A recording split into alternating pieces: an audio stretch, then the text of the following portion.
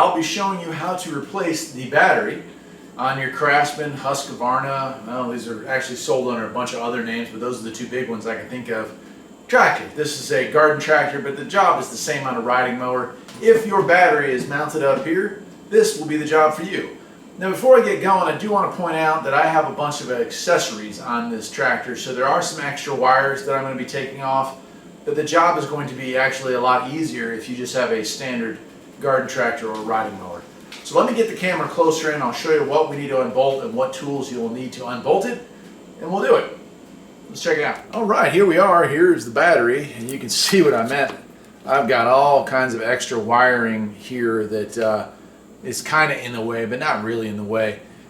This is the battery here. We've got these tabs on this. Older models might have a strap coming across the front, but either way the removal is the same. Tool-wise, you are going to need a 7/16. You pop that on there, and usually you just need the one. You don't need two. Sometimes you might need a second one to hold the bolt from moving, but unless it's really rusted up, one should do it. You want to take off your negative side first, and that's super important so that you don't accidentally short something out and create sparks everywhere. The whole body of this tractor is a ground, so if I take my ground wire off first and I accidentally touch between the battery and a metal part on the tractor, sparks will not occur. But if I do it with the positive side, then magic smoke might appear and definitely some sparks.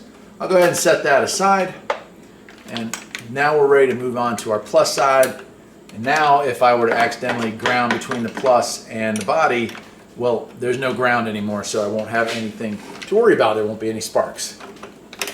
This one's a little more rusted on there, so I am having to use a second 7/16. Also, an 11 millimeter in the metric side is the closest equivalent to a 7/16. So if you don't have a standard wrench, but you have metric wrenches, that'll work as well. In fact, that's what I'm using on the back side here. All right, I've got them both out. And I'll set my bolt aside. And there we go. I can just move all this out of the way. Now is a great time though to look and see, is your wire got corrosion? Does it have anything ugly there that needs to be cleaned off? If so, get a wire brush, some baking soda and water. That neutralizes your battery acid. And you can do the same thing with the positive side.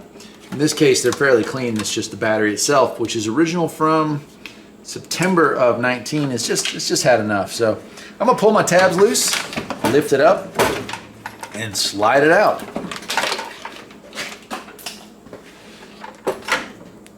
All right, before I put this new battery back in, I want to point out something that's kind of important. When I bought the batteries, I actually got 2 or 3 of these. They were on sale. They've been sitting a while. It's a 2021 battery. Their posts are reversed, which isn't a huge problem. There's enough room to have this on either side, but it would be a huge problem if you hook your negative to your positive and your positive to your negative. So make sure you take a look. On this side, my posts were over here on the original battery, and now they're going to be over here. In a lot of ways, it's going to be easier to access this stuff, but just be aware of that. So I've got my new battery out. I'm going to go ahead and slide it back in the hole. Hopefully not pinch any wires going back in. Oh, I've got a wire pinched on the back side here. There we go. Once it's in, it'll snap back into place. And the same rules apply. I want to tighten up all the connectors on the front side first, on the plus side. So there's my plus now. I'm just going to get all my wires. And there's a bunch on here because, again, I do have some additional equipment hooked up. And like this, for instance, that is got to be hooked in place. It's got a fuse on it. But that powers my sprayer in the rear. A lot of these are for my electric sleeve hitch, my Johnny plow, and my Johnny bucket. So all these extras you see here, they do have a purpose. It's kind of a mess. In fact, I'm going to be adding one more here shortly. So I'm going to put a LED light on this for plowing in the wintertime. But let's just go ahead, and if you had needed to clean any of this stuff up, now would have been a good time to do it. I'll get my bolt and start feeding them all in here. And I'll put this last one on the front side. And then we're ready to start our bolt.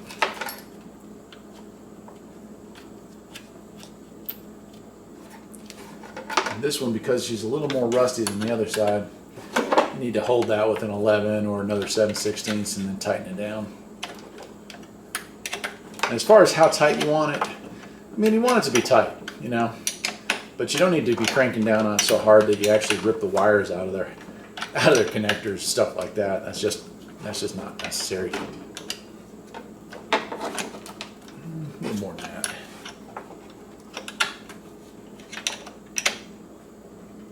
There we go. All right, once we got that, we can tuck those wires back into here, and we're ready to move on to the negative.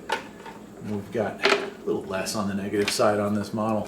A lot of it just kind of doubles up, but it doesn't matter which side of the bolt you put those on. That's just whatever's more convenient for you. Perfect. Okay.